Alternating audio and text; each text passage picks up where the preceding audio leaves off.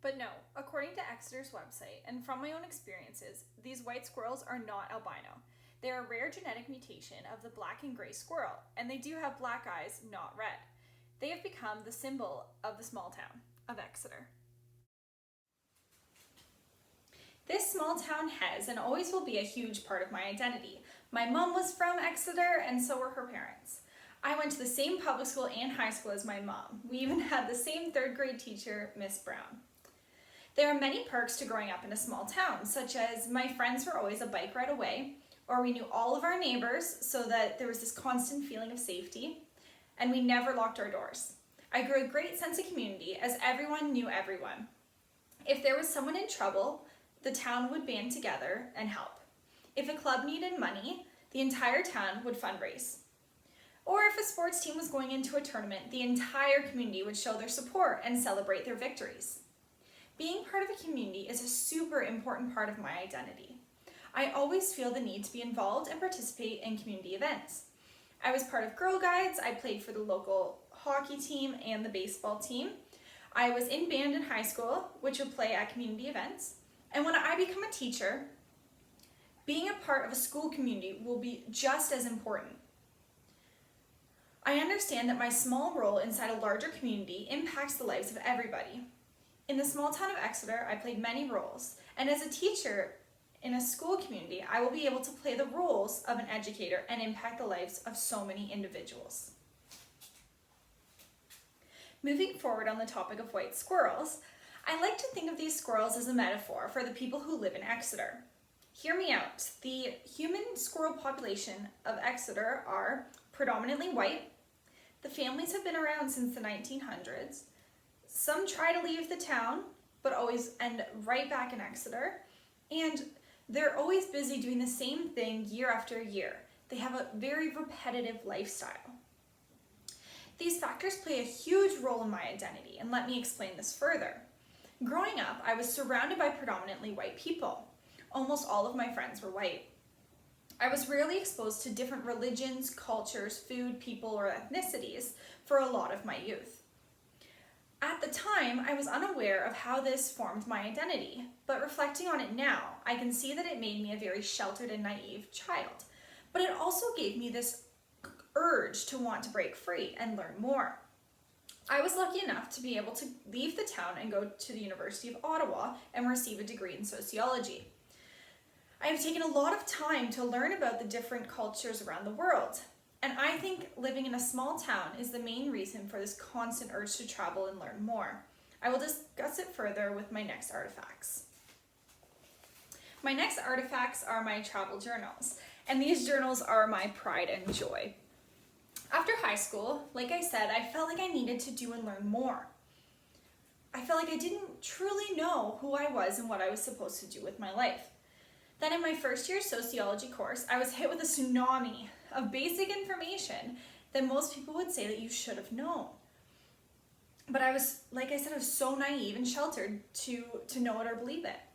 I remember my very first lecture, my professor told me how the infrastructure in cities like New York City were a form of racism. And I thought about this for a long time, and I was like, why, how can cement buildings and bridges be racist? But then he went on to explain how in areas close to beaches, the architecture would build bridges that were just low enough that buses couldn't fit under them. And this was because white people would have cars to drive to the beach, but the majority of black people had to take public transportation, which wouldn't fit under the bridges. I was shocked. Then, lecture after lecture, I would learn more and more information about our world and our society. And then finally one day, I learned about residential schools.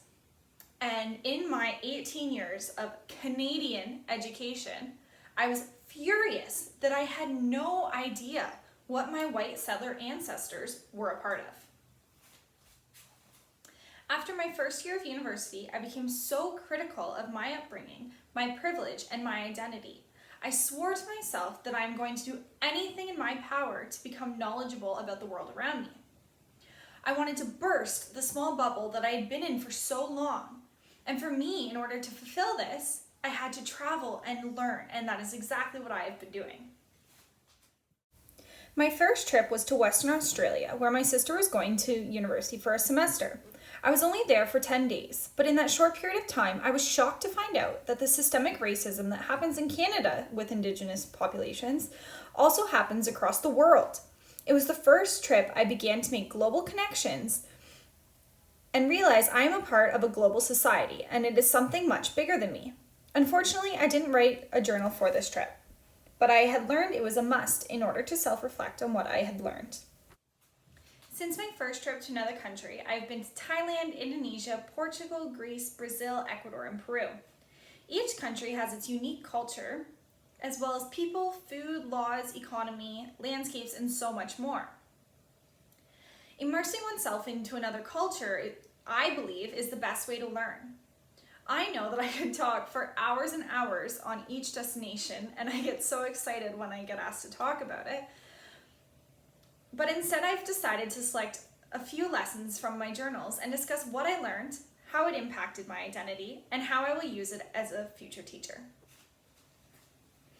First, I'm going to talk about my trip to Thailand. A lesson I learned here was on the global connection that we've always had. In school, I was taught what Canadians, specifically white soldiers, accomplished in World War II, in places like Germany and around Europe. However, I was unaware that World War II in its entirety was a very global war, until I went to River Quay to the War Memorial Bridge. Here I learned that when the Japanese had occupied this part of Thailand, there were many prisoners of war, and this included people from Thailand, Canadian people, and people from Australia or America. And it was slave labor, and the conditions were terrible, and they were building a bridge to advance the Japanese. At one point, when the bridge was almost finished, the prisoners banded together and blew it up to slow the Japanese from advancing. When reflecting on this story, I believe part of my identity is to be a critical thinker. I have learned that there is a strong relationship between the cycle of knowledge and power. Many of the textbooks I've learned from growing up were from a white male perspective and usually with a hero aspect to it. There was not much about the global history and how Canada impacted the entire global society. There is so much beyond the textbooks used in a classroom, and I hope that in the future I can teach my students to be critical of the knowledge that they are provided and understand that there's so much more to learn. Second, I've chosen to discuss my trip to Greece. I would definitely describe myself as a doer. I learned by doing and experiencing things firsthand to fully comprehend the subject. I've been taught some Greek mythology in high school, but everything just seemed like a fantasy and unrealistic. It was not until I went to Athens and firsthand saw the Acropolis and things like the Olympic Stadium and actual artifacts and these statues and buildings, then did I really realize that the truth behind it all. It took me weeks to comprehend something that seemed so fake was so real and it's been around for so long. And I can kind of compare that to dinosaurs, and the idea of a dinosaur, I knew that they existed, but a huge animal that ate others, or a T-Rex and flying dinosaurs even existed. And then when you go to a museum and you see the things firsthand, it's easier to comprehend something that seems so abstract. And for me, that is how I learn best. And I really want to implement as much hands-on experiences as possible when I become a teacher. Finally, I have my journal from my trip to South America, which was the most meaningful and life-changing experience. I'm specifically going to talk about the first 7 weeks in Brazil. I volunteered at a center for individuals with learning disabilities, including autism and Down syndrome. I lived with the family that I worked for. My main takeaway from the entire experience that I will always remember is the culture and behaviors of Brazilian people. Almost every person I encountered were the friendliest, selfless people I know. There was such a community feel between all of the locals. I stayed with a woman named Gloria, her husband Fernando, and their 2 daughters, Gloria and Glacy. Gloria's father is an American who came to Brazil to preach. Him and his Brazilian wife adopted over 50 children, many of whom have disabilities. Gloria and her husband started the center Angel de Guarda, or in English, Guardian Angel, to give back to their community. Many of Gloria's adopted siblings help out at the center as well, and a lot of it is volunteer work. Some example of the selfless and community feel that I experienced include the time that Gloria, myself, and her daughter were on a crowded bus. There was a woman sitting who took Gloria's daughter and held her with no questions asked. It was just normal to help out other mothers. Another time I was sitting having lunch alone at the beach, and there was a visible homeless man who was bothering me. And keep in mind, my Portuguese is not strong, and there were not many Brazilians that spoke English in the area that I stayed. Despite this, an elderly man went out of his way to get the restaurant manager and who got the homeless man to leave me alone because I wasn't able to express this myself. Another time we were out for dinner and the table next to us were having a birthday party and birthday cake. My host's 4-year-old daughter, Gloria, was singing along to their happy birthday song. When the other table noticed, they gave her a slice of cake. And I could tell 100 similar stories to this, displaying this community feel. I would write daily in my journal the amazing stories and experiences, and then I would reflect on how I can bring this culture back with me. It takes nothing to be kind to people or to make somebody's day, and that is exactly what Brazilian people do.